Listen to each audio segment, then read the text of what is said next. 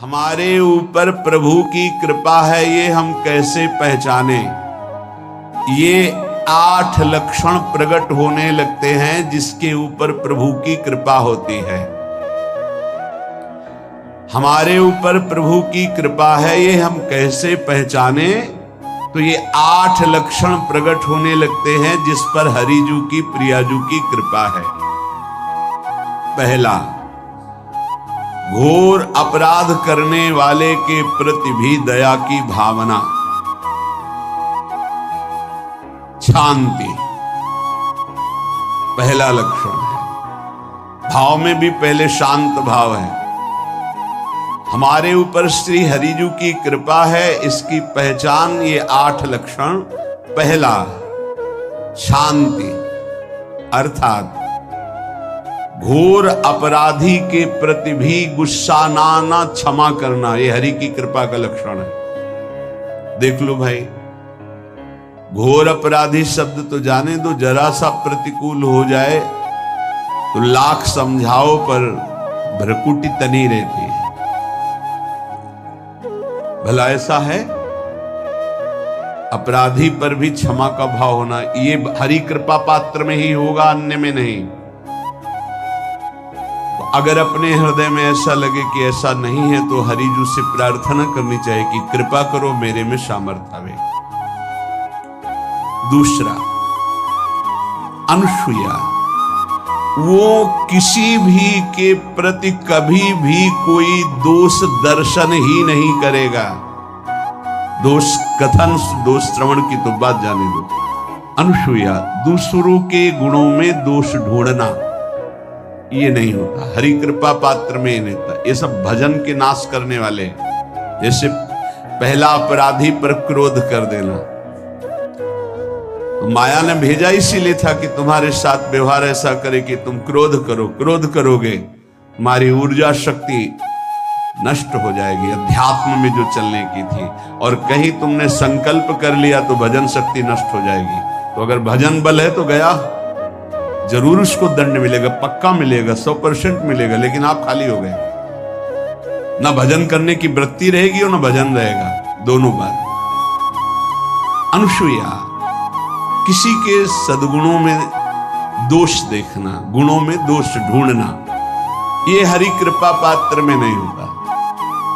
ये बहुत मंगलमयी बातें हैं जिससे हमारा भजन मार्ग पुष्ट होता है। तीसरा, वो बाहर से और भीतर से पवित्र रहता है, हरि कृपा पात्र। शौचाचार का ज्ञान होना चाहिए, वस्त्र आपके पवित्र होने चाहिए, ये बाहरी, जल रज आदि के द्वारा बाहरी पवित्रता। और निष्कपटता, निश्चलता, सत्य भाव, ये अंदर की पवित्रता है। अगर कपट है, छल है, असत्य है तो हृदय मलिन रहता है। भीतर और बाहर से पवित्र रहना, इसमें खास बात क्या है? भीतर और बाहर से पवित्र रहने में, भीतर और बाहर से सदैव पवित्र कौन रह सकता है?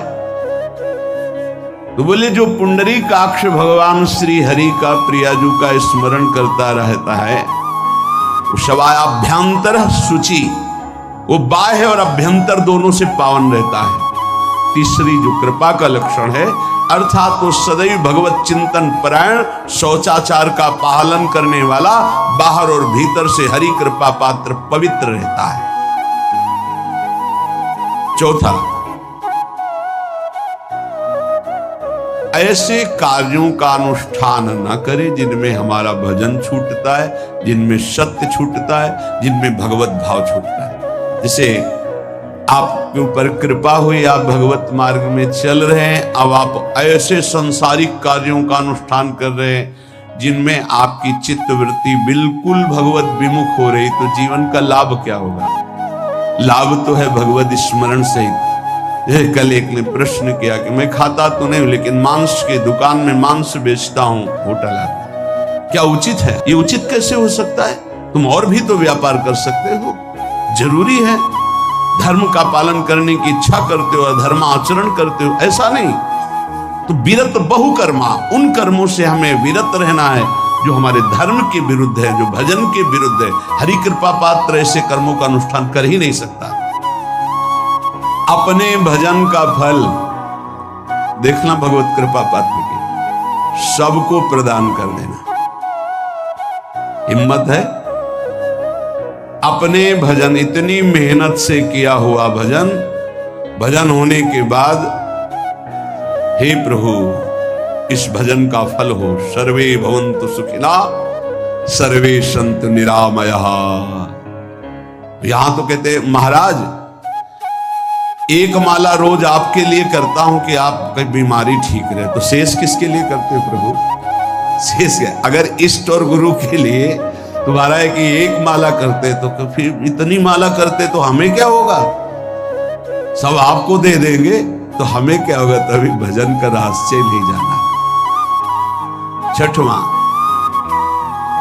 अपने भजन से अपने लिए कुछ भी ना चाहना और दूसरों की तो बात जाने दो, दूसरों से कुछ ना चाहना ये तो ठीक है, अपने भजन से अपने लिए कुछ ना चाहना है हिम्मत।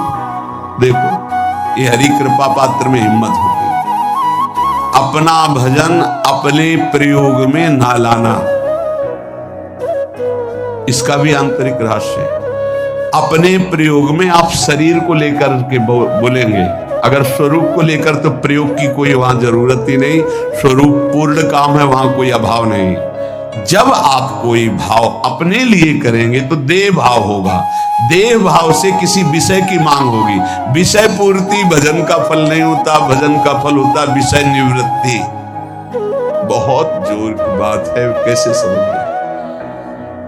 अपने भजन का भी फल अपने लिए नहीं, दूसरों से कुछ चाह रखना तो बात ही जाने दो, भजन से भी कोई अन्य सुख की चाह नहीं हुई। क्या चाहिए? भजन ही बनता रहे, भजन का फल भजन बनता रहे, खूब निरंतर जप करते रहे। सातवां, किसी भी मान सम्मान कीर्ति पद प्रतिष्ठा के मिलने पर हृदय का असंतुष्ट हो जाना, यह हरि कृपा पात्र का लक्षण होता है। प्रणाम नमस्कार जय हो तो हृदय में संतुष्ट हो जाना चाहिए, कोई किंचन मात्र अभिमान न उदय हो जाए। प्रभु बचाओ, ये माया की चकाचौंध से बचा लो नाथ। कौन सा अपराध बन गया कि आपकी जय की जगह यहां हमको ऐसा सुनना पड़े। मान प्रतिष्ठा कीर्ति जिसके लिए बड़े बड़े लालायित रहते, हरि कृपा पात्र को विष की तरह चुभती है। और आठवां, किसी भी प्राणी समुदाय से संबंध ना रखते हुए सब पर दया की भावना, सब पर कृपा की भावना, सब पर करुणा मैत्री पर किसी से ममता नहीं। ये सूत्र बहुत व्यवहार में प्रयोग करने योग्य है। सबसे करुणा और मैत्री पर किसी से ममता नहीं। करुणा तो करी भरत जी ने, मैत्री भी की मृग से, पर ममता रहित नहीं रहे। ममता कर ली तो अगला जन्म हिरण का हो गया। ममता नहीं रखी, निर्ममो निरहंकारा। करुणा मैत्री तो करनी है, जैसे इसमें आदेश है, गीता में जी आदेश है, अद्वेष्टा सर्वभूता मैत्र करुणैव वच, पर निर्ममो निरहंकारा, ये साधक की चतुरता है। प्राणी मात्र पर दया कृपा करुणा मैत्री, पर ममता नहीं, ममता किसी से। और यहां करुणा मैत्री ये तो गायब हो गए, केवल ममता रह गई है। अपने शरीर से ममता, शरीर संबंधियों से ममता, विषय भोगों से ममता, यही जहर है। संबंध में ये ममता ही जहर है, विचारों में अहंकार जहर है, कर्मों में ये आसक्ति जहर है। इसी जहर को मिटा दे तो जीवन मुक्त महापुरुष कर्म करते हुए, विषय सेवन करते हुए, वार्ता करते हुए, विचार करते हुए, बिल्कुल जहर रहित उसका जीवन हो गया। तो ये 8 बातें हरि कृपा पात्र में होती हैं, इनको बार बार सुनना और हृदय में धारण करना।